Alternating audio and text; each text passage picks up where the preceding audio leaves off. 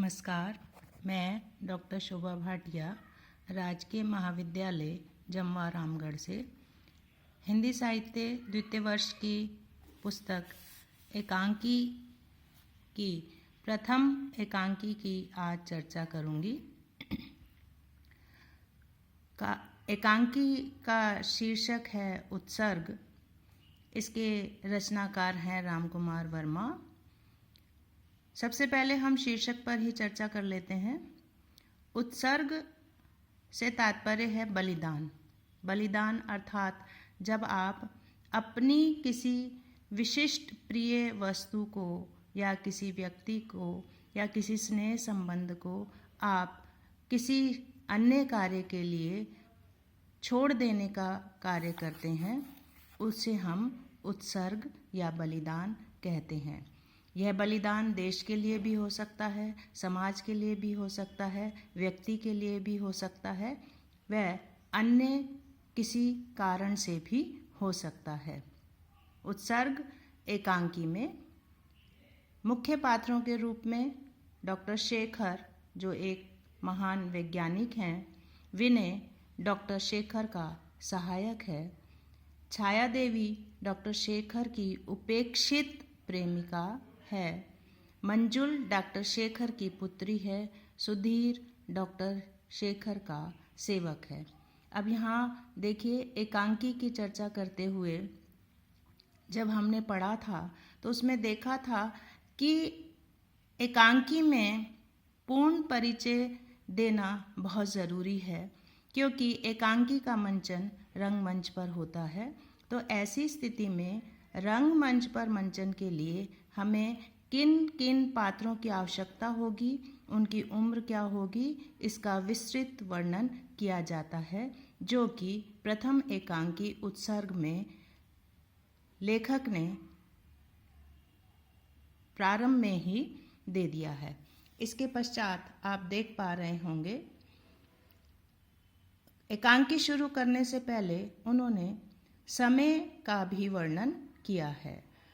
अर्थात जो मंच सज्जा होगी वो रात्रिकालीन के हिसाब से होगी या सायकाल 7:15 पर ली जाएगी। इसके बाद उन्होंने कमरे की सज्जा या मंच पर किस तरह से वर्णन किया जाएगा या दिखाया जाएगा, उसका उल्लेख किया है। डॉक्टर शेखर का अध्ययन कक्ष, अर्थात हमें एक कमरे की तरह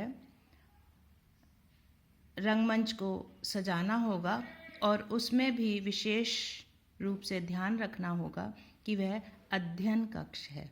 दीवारों पर स्त्री और पुरुष के अनेक रेखाचित्र सजे हुए हैं। सामने खिड़की, जिसके आधे भाग पर एक नीला पर्दा पड़ा हुआ है। आगे के भाग से आकाश और तारे दिख रहे हैं। एक कोने में टेबल और कुर्सी है। टेबल पर कुछ पुस्तकें से सटकर डॉक्टर शेखर का एपराटस रखा हुआ है, जिसके निर्माण में अनेक वर्षों से वह प्रयत्नशील हैं। एपराटस में लाल और नीली रोशनी के बल्ब लगे हुए हैं। कमरे में 2 छोटी अलमारियां, जिनमें पुस्तकें सजी हुई हैं, अधिकतर आत्मविद्या से संबंध रखने वाली हैं। आर्थर कॉनन डॉयल और ऑलिवर लॉन्च के ग्रंथों का रैक भी अलमारी पर रखा हुआ है। कमरे में स्वच्छता और सादगी, जगह जगह अगरबत्ती जल रही है, जिनसे धुआं उठकर समस्त वातावरण को सुगंधित कर रहा है। कमरे के बीचों बीच एक मेंटल पीस, जिस पर 2 चित्र रखे हुए हैं, एक मंजुल और दूसरा छाया देवी का। मेंटल पीस के नीचे एक अंगीठी है, जिसमें लाल अंगारे दहक रहे हैं और खूंटी पर नीला ओवरकोट टंगा हुआ है। उसके नीचे लकड़ी का एक पेडेस्टल है। एक बेसिन में अंग्रेजी के कुछ कटे हुए अक्षर रखे हुए हैं। पीछे की ओर लगे हुए लाल बल्ब से अक्षर चमक रहे हैं। कमरे में एक क्लॉक टंगी है, जिसमें 7:17 हुए हैं। पहले हम इतने अंश की चर्चा कर लेते हैं। देखिए, प्रारंभिक स्थिति में ही लेखक ने बिल्कुल स्पष्ट कर दिया है कि कमरे की साज सज्जा कैसी होनी चाहिए, क्योंकि शेखर एक वैज्ञानिक हैं। ऐसी स्थिति में उनके कमरे में क्या क्या होना चाहिए यह हमें स्पष्ट दिखाई दे रहा है, और साथ ही कथानक के बारे में भी हमें एक संकेत मिल रहा है कि यहाँ वैज्ञानिक शेखर किसी यंत्र के बारे में शोध कर रहे हैं और उसके बारे में ही या उसके माध्यम से ही संपूर्ण एकांकी का समायोजन किया गया है। साथ ही यह भी दिखाने का प्रयास किया गया है कि कमरे की साज सज्जा कैसी होगी, क्योंकि अध्ययन कक्ष है तो इसमें पुस्तकें हैं और पुस्तकें जो हैं वह विषय से संबंधित हैं। साथ ही भारतीय परंपरा की एक विशेष निशानी हमें दिखाई दे रही है, जगह जगह अगरबत्ती का जलना, जिसमें से धुआं उठकर वातावरण को सुगंधित कर रहा है। तंत्र मंत्र या अध्यात्म के क्षेत्र में मंदिर आदि जाते समय हम यह देखते हैं कि किस तरह से वातावरण को अपनत्व से भरा हुआ और पॉजिटिव या सकारात्मक ज्ञान से भरने के लिए किस तरह से उसे सुगंधित किया जाता है। दूसरी ओर उनके जीवन के बारे में चर्चा करने का प्रयास किया गया है कि वह अपने पारिवारिक संबंधों में 2 पात्रों से जुड़े हुए हैं।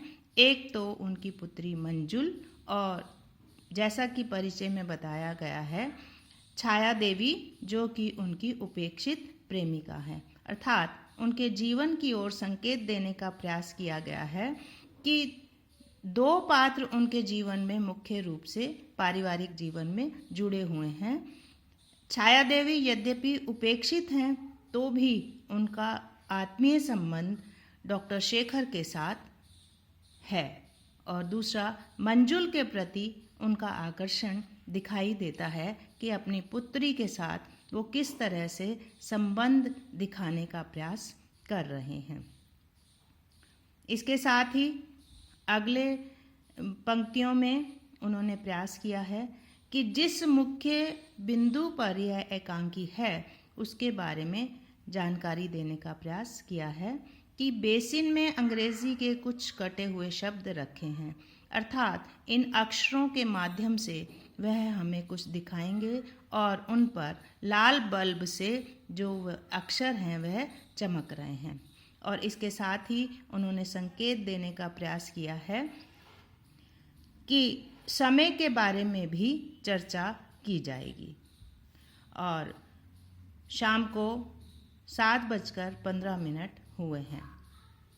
इसके पश्चात हम देखते हैं कि अगले अंश में या अगले अनुच्छेद में उन्होंने दिखाने का प्रयास किया है कि जाड़े के दिन हैं, डॉक्टर शेखर इस समय बाहर जाने के वस्त्र पहने हैं। इससे पूर्व में भी उन्होंने जब कमरे की सज्जा के बारे में चर्चा की तो उसमें दिखाने का प्रयास किया कि एक तरफ ओवरकोट टंगा हुआ है। ओवरकोट सर्दियों में काम आता है, उन्होंने यह संकेत भी ऊपर वाले अनुच्छेद में किया है। हल्के हरे रंग का सूट है। उनकी अवस्था लगभग 40 वर्ष की होगी, लेकिन कार्य करने से वे अधिक आयु के ज्ञात हो रहे हैं। देखिए, इस पंक्ति में उन्होंने प्रयास किया है कि उम्र कम होने पर भी जब हम कार्य के प्रति बहुत अधिक समर्पित हो जाते हैं तो वह अनुभव हमारे चेहरे पर दिखाई देने लगता है। मुख पर कार्यशीलता की रेखाएं हैं। कार्यशीलता अर्थात उनके जीवन में जो लक्ष्य है वह है कार्य करना, और वह लक्षण व रेखाएं उनके चेहरे पर दिखाई दे रही हैं। किसी समय में सुंदर थे, यह उनके नेत्र और कपोल गहर से ज्ञात होता है। कपोल मतलब गाल और गहर मतलब गड्ढे। चेहरे पर के गालों पर जो गड्ढे पड़ते हैं उससे पता चल रहा है कि वह डॉक्टर शेखर जो हैं वह अपनी उम्र में सुंदर दिखाई देते होंगे। अष्टभुजी शीशे का बेकमानी चश्मा, बाल कुछ अस्त व्यस्त, टाई की नॉट ढीली होकर एक ओर खिसक गई है, मुख पर गंभीरता और अंगुली से अंगूठी जैसे उनकी सारी सौंदर्य प्रियता सिमटकर अंगूठी में आ गई है, और शरीर गंभीर और शुष्क सा रह गया है। अत्यंत स्पष्ट और धीरे बोलते हैं। देखिए, यहाँ उनकी जो शारीरिक स्थिति बताई गई है उसके माध्यम से प्रयास किया गया है कि वह अपने कार्य में पूर्ण रूप से संलग्न रहते हैं, और वैज्ञानिकता और अध्ययन के क्षेत्र में गहनता दिखाने के लिए उनके चेहरे पर गंभीरता का भाव बना हुआ है। दूसरी ओर उस अंगूठी के केंद्र को समेटते हुए लेखक ने यह प्रयास किया है कि इस अंगूठी के पीछे भी एक विशिष्ट स्थिति है, उसकी सौंदर्य प्रियता, अर्थात उनके जीवन में इस अंगूठी के माध्यम से कभी अपनापन और खूबसूरती रही होगी, यह स्पष्ट करने का प्रयास किया है। उनके समीप उनका असिस्टेंट विनय खड़ा है। वह एक साधारण सूट पहने है। उसकी उम्र लगभग 25 वर्ष की होगी। वह अत्यंत संजीदे ढंग से बोलते हैं, कार्य में सावधान और व्यवहार में व्यवस्थित। यहाँ शेखर के व्यक्तित्व को स्पष्ट करने का साथ साथ विनय के बारे में भी स्पष्ट किया गया है कि जो उनका असिस्टेंट है वह उम्र में कम है लेकिन अनुभवी है, और साथ ही उन्होंने प्रयास किया है कि शेखर जो है वो अपने कार्य के प्रति पूर्ण रूप से सावधान है और व्यवहार जो है उनका किसी के भी प्रति असंतुलित नहीं है। आज हम इसके माध्यम से प्रारंभिक स्थिति की चर्चा कर पाए हैं कि किस तरह से हम एकांकी की आरंभिक स्थिति को स्पष्ट कर पाते हैं। जिस तरह से हमने देखा था कि किसी भी एकांकी की रचना में सबसे पहले आरंभ महत्वपूर्ण होता है, क्योंकि आरंभ महत्वपूर्ण नहीं होगा या आरंभ आकर्षक नहीं होगा तो हम एकांकी से उस रूप में नहीं जुड़ पाएंगे कि हम उसको पूरा करने का प्रयास करें। यहाँ शीर्षक के माध्यम से लेखक ने हमारे मन में उत्सुकता जागृत करने का प्रयास किया है कि किस तरह से किस बलिदान की बात इस एकांकी में की जाएगी, और उस उत्सुकता में हम उस उत्सर्ग को जानने का प्रयास करते हैं। साथ ही एकांकी की पूर्ण साज सज्जा के बारे में भी हमें स्पष्ट संकेत मिलते हैं, और पात्रों के बारे में विशेष रूप से जो मुख्य पात्र डॉक्टर शेखर हैं उनके बारे में पता चलता है कि किस तरह से हमें उनके अभिनय करने वाले व्यक्ति की साज सज्जा या बाहरी व्यक्तित्व और उसकी गंभीरता को रेखांकित करना है। धन्यवाद।